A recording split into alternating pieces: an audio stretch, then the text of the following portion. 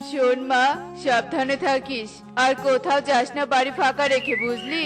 দিনকাল কিন্তু বেশি একটা ভালো নয়। বাবা, তুমি চিন্তা করো না, আমি সাবধানে থাকবো আর বাইরে একদমই যাব না। তোমরা একটু তাড়াতাড়ি বাড়ি ফিরে এসো, কেমন? আমার একা একা কিন্তু বেশিক্ষণ ভালো লাগবে না। তোর বেশিক্ষণ একা থাকতে হবে না রে মা, এখন আমরা যাই মা।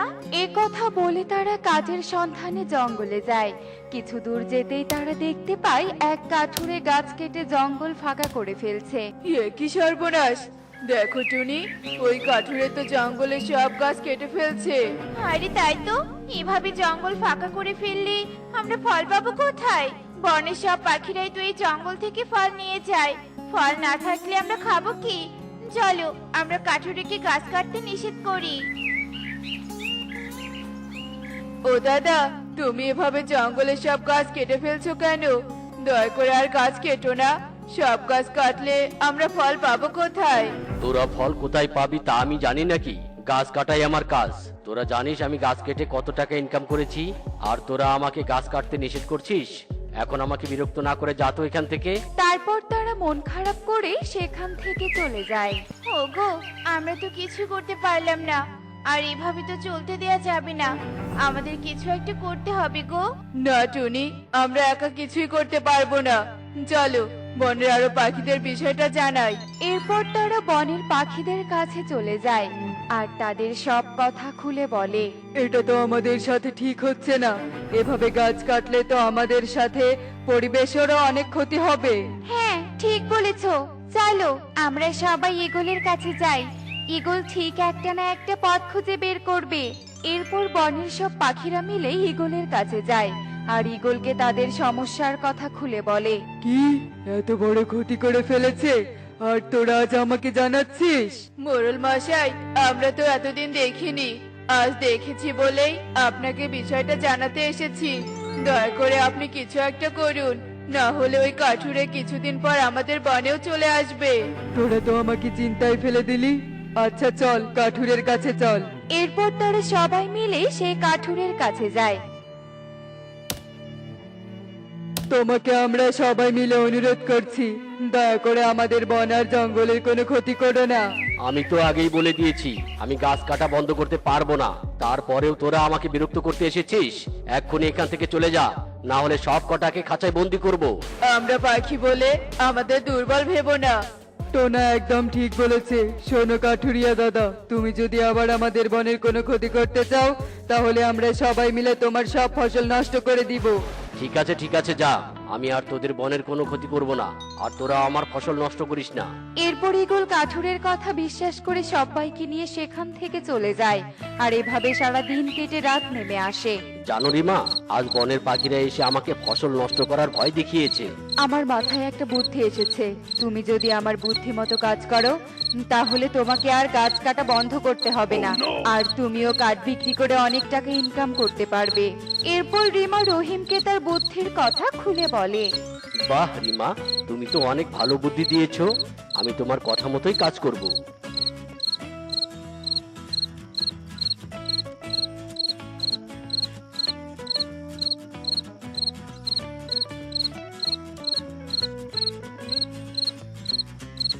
ঈগল, ঈগল, একটু বাইরে আয় তো, তোর সাথে জরুরি কথা আছে। আরে কাঠুরে দাদা, তুমি এত রাতে আমার বাড়িতে? কি হয়েছে? আমার সাথে তোমার কি এমন জরুরি কথা আছে? এই নে, এই টাকাগুলো রাখ, আর আমার কাজে কোনো বাধা সৃষ্টি করিস না, আর সবাইকে বলে দিস আমার ফসলগুলোর যেন কোনো ক্ষতি না করে। এত টাকা? ঠিক আছে, টাকাগুলো দাও আমাকে। আমি আর তোমার কাছে কোনো বাধা দিব না। তবে হ্যাঁ, তুমি এখন থেকে রাতে গাছ কাটবে, তাহলে ওরা তোমাকে আর দেখতে পারবে না। ঠিক আছে, তাহলে একথাই রইলো। এরপর রহিম সেখান থেকে চলে যায় আর এভাবে কিছুদিন কেটে যায়। আর প্রচুর গাছ কাটার কারণে বনে ও জঙ্গলে খরা নেমে আসে, যার ফলে রহিমের সব ফসল নষ্ট হতে শুরু করে। আরে আমার সব ফসল তো নষ্ট হয়ে যাচ্ছে, এখন আমি কি করব? আজ কতদিন থেকে বৃষ্টি নেই, ফসল তো নষ্ট হওয়ারই কথা। আমি এখন বুঝতে পারছি যে তোমার গাছ কাটা একদম উচিত হয়নি। গাছ না কাটলে হয়তো বৃষ্টি হতো আর আমাদের ফসলও নষ্ট হতো না। আমি দেখি ইগলকে দিয়ে কিছু করাতে পারি কিনা। আবার কি হয়েছে তোমার? আমি অনেক গাছ কেটে ফেলেছি, যার জন্য এখন আর বৃষ্টিও হচ্ছে না। তুই এমন কিছু কর যেন বৃষ্টি হয়। তোরা তো মেঘদের কাছে যেতে পারিস। আমি তোমাকে সাহায্য করব, কিন্তু বিনিময়ে আমাকে কিছু টাকা দিতে হবে। একে তো বিপদ, তার উপর তুই আবার টাকা চাইছিস। ঠিক আছে, এই নে কিছু টাকা, আর আমাকে দয়া করে সাহায্য কর। আমার বয়ে গেছে মেঘকে ডেকে নিয়ে আসতে, আর তাছাড়া আমি তো জানি না মেঘ কোথায়। মেঘের সন্ধান তো শুধু টোনাটুনি জানে।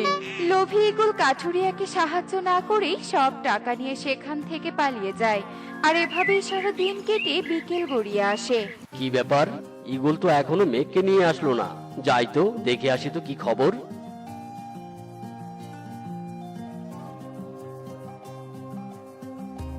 এ কি দাদা, তুমি আবার আমাদের বনের দিকে যাচ্ছো? আবার গাছ কাটবে নাকি? এরপর রহিম টোনাটুনিকে সব কথা খুলে বলে। সব শুনে টোনা বলে, কিন্তু সকালে তো আমরা দেখলাম মোরলকে পাশের বনের দিকে যেতে, আর তাকে দেখে মনে হচ্ছিল খুব তাড়ায় ছিল। তার মানে ইগল আমার টাকা নিয়ে পালিয়ে গেল। এখন আমার ফসলের কি হবে? তুমি চিন্তা করো না দাদা, আমরা তোমাকে সাহায্য করব। তোমরা কত ভালো, এত কিছুর পরেও তোমরা আমাকে সাহায্য করতে চাইছো। তোমরা পারলে আমাকে ক্ষমা করে দিও টোনা। কি হয়েছে টোনাটুনি, তোমরা হঠাৎ আমার কাছে আসলে যে? কালো মেঘ, তুমি ছাড়া আর কেউ আমাদের এই বিপদ থেকে রক্ষা করতে পারবে না।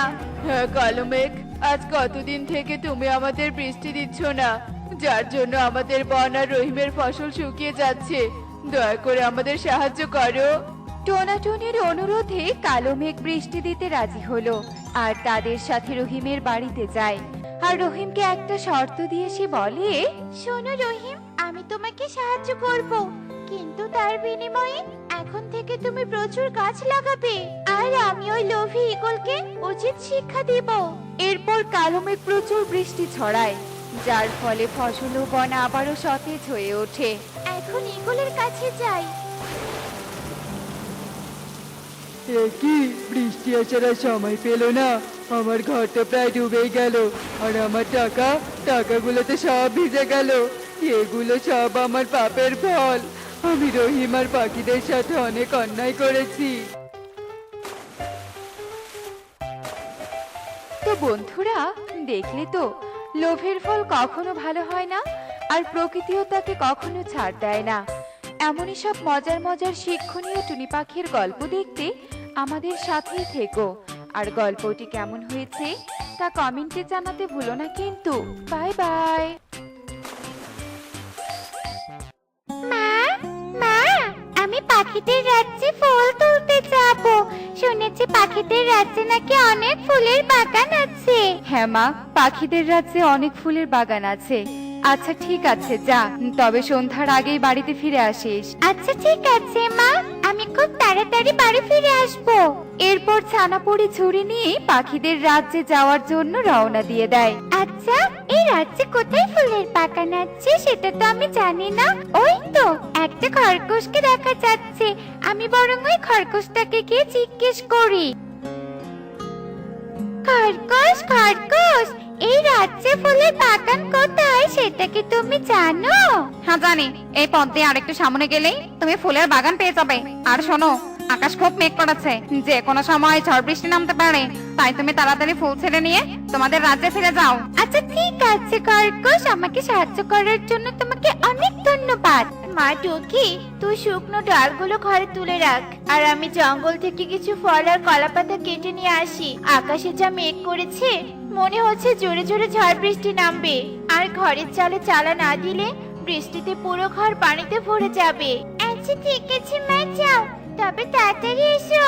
তারপর টনি জঙ্গলের উদ্দেশ্যে রওনা দেয়, আর সে জঙ্গলে পৌঁছাতেই খুব জোরে ঝড় বৃষ্টি হতে থাকে। এ কি, বৃষ্টি যে এখন এসে গেল, এখন আমি বাড়ি ফিরবো কি করে? বাড়িতে মেয়েটা বৃষ্টি দেখে বুঝি কত না ভয় পাচ্ছি। আমি বরং ওই বড় গাছটার নিচে দাঁড়িয়ে পড়ি, নয়তো এই ঝড় বাতাসে উড়ে যেতে পারি।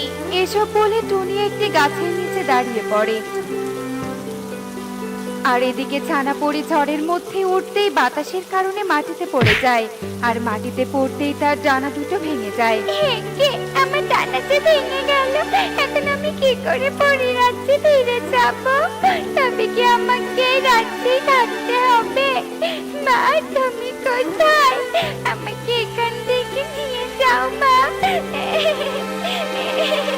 আকাশ পরিষ্কার হয়ে গেছে, এবার কিছু ফল নিয়ে বাড়ি ফিরে যাই। এরপর টুনি ফল গাছের কাছে চলে যায়, আর কিছু ফল পেড়ে নিয়ে বাড়ির দিকে আসতেই সে পরীর ছানাকে পড়ে থাকতে দেখে তার কাছে চলে আসে। এই কি ছানা পরি, তুমি এখানে বসে আছো কেন? আর তোমার ডানা কি করে ভেঙে গেছে? তারপর ছানাপরি টুনিকে সব কথা খুলে বলে। চিন্তা করো না, তুমি আমার সাথে বাড়িতে চলো। যতদিন না তোমার মায়ের দেখা পাচ্ছ, ততদিন তুমি আমার বাড়িতেই থাকবে। সত্যি বলছো? তুমি আমাকে আশ্রয় দেবে? তুমি তো দেখছি খুব ভালো। আচ্ছা ঠিক আছে, আমাকে তোমার বাড়িতে নিয়ে চলো। মা টুকি, দেখ কাকে সাথে নিয়ে এসেছি। এই কি, তুমি পরিচ্ছন্নকে কোথায় পেলে মা? জঙ্গলে ফুল তুলতে এসে ঝড়ের কবলে পড়ে তার ডানা ভেঙে গেছে, তাই ওকে আমাদের বাড়িতে নিয়ে আসলাম। মা পরীর দেখা যতদিন না পাচ্ছি, ততদিন ও আমাদের বাড়িতেই থাকবে। হ্যাঁ মা, ভালো করেছো। আমি এখন থেকে ছানাপরির সাথে খেলা করতে পারবো। মা, আমি যে ঘরে চালা দিয়ে বৃষ্টির পানি পড়ে সব ভিজে গেছে, তুমি সবকিছু বের করে রোদে শুকাতে দাও, এই আমরা খেলতে গেলাম। আচ্ছা ঠিক আছে মা, যা। এরপর টুকিও পরী ছানা খেলতে চলে যায়। হে কি, টুনি আবার পরিছানা কোথায় পেল? শুনেছি পরীরা জাদু দিয়ে অনেক কিছু দিতে পারে। টুনিকে হয়তো এই পরিছানা স্বর্ণমুদ্রা দিবে। আমাকে সেই নজরে নজরে থাকতে হবে আর স্বর্ণমুদ্রা চুরি করতে হবে। এসব বলে কাকুলি সেখান থেকে চলে যায়। হে কি, মেয়েটা পাখি রাজ্য থেকে এখনো বাড়ি ফিরছে না কেন? আবার কোনো বিপদে পড়লো না তো? আমি বরং পাখি রাজ্য গিয়ে মেয়েটাকে নিয়ে আসি। এরপর পরে পাখি রাজ্যে যাওয়ার উদ্দেশ্যে রওনা দেয়, আর কিছুক্ষণের মধ্যেই সে পাখি রাজ্যে পৌঁছে যায় এবং জঙ্গলের সব ফুলের বাগান ঘুরেও সে তার মেয়েকে কোথাও খুঁজে পায় না। হে কি, আমার মেয়েটা কোথায় হারিয়ে গেল?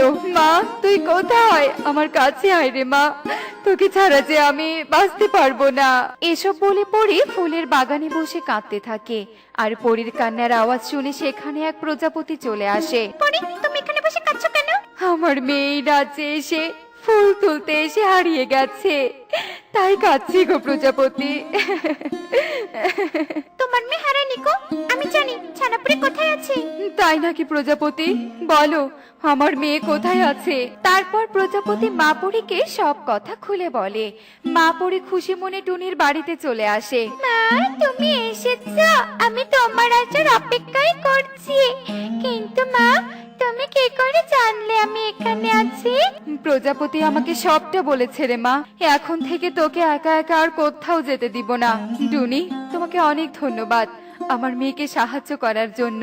এই নাও একটি জাদুর থালা, তোমাকে উপহার হিসেবে দিলাম। এর কাছে তুমি যা চাইবে এই থালা তোমাকে তাই দিবে। তাই নাকি পরি?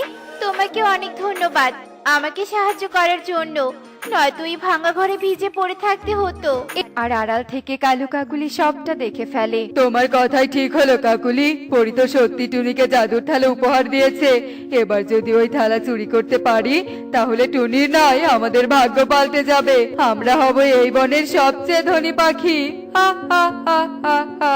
এজন্যই তো সেই সকাল থেকে লুকিয়ে আছি। এখন শুধু দেখি টুনি কখন বাড়ি থেকে বেরিয়ে যায়, তারপরে আমাদের সুবর্ণ সুযোগ এসে যাবে। মা, বৃষ্টি আসলে তো আবার এই ঘর দিয়ে পানি পড়বে, তাই তুমি তাড়াতাড়ি এই থালার কাছে একটা মজবুত ঘর চেয়ে নাও। এখন আর বৃষ্টি আসবে না রে মা, আকাশ পরিষ্কার হয়ে গেছে। আগে বনের গরিব পাখিদের সাহায্য করব, তারপর আমি এই থালার কাছে সাহায্য নিব। চল, গরিব পাখিদের ডেকে নিয়ে আসি। এরপর টনি ও টুকি থালাটা ঘরে রেখে গরিব পাখিদের ডাকতে চলে যায়, আর সেই সুযোগে কালু কাকুলি ঘরে ঢুকে থালাটি নিয়ে আবার বাড়িতে চলে যায়। কাকুলি, অবশেষে জাদুর থালাটা আমার বাড়িতে নিয়ে এলাম। এবার তো জাদু চাওয়ার পালা। জয় জাদুর থালা, আমাদের সুন্দর একটা রাজপ্রাসাদ বানিয়ে দিত। কালু এ কথা বলার সাথে সাথে জাদুর থালা তাদের আগের বাড়িতে অদৃশ্য করে দেয় আর থালাটাও অদৃশ্য হয়ে টুনির বাড়িতে চলে আসে। এ কি সর্বনাশ হলো কালু, জাদুর থালা তো আমাদের ঘরটা অদৃশ্য করে দিল আর নতুন কোনো ঘরও না দিয়ে থালাটাও হারিয়ে গেল। এখন আমরা কোথায় থাকবো? হারিয়ে যায়নি গো, ওই থালা জাদুর থালা, তাই আমাদের পাপের শাস্তি দিয়ে টুনির কাছে চলে গেছে। চলো আমরা টুনির কাছে গিয়ে সাহায্য চাই, তাহলে ঠিক একটা ঘর পাবো।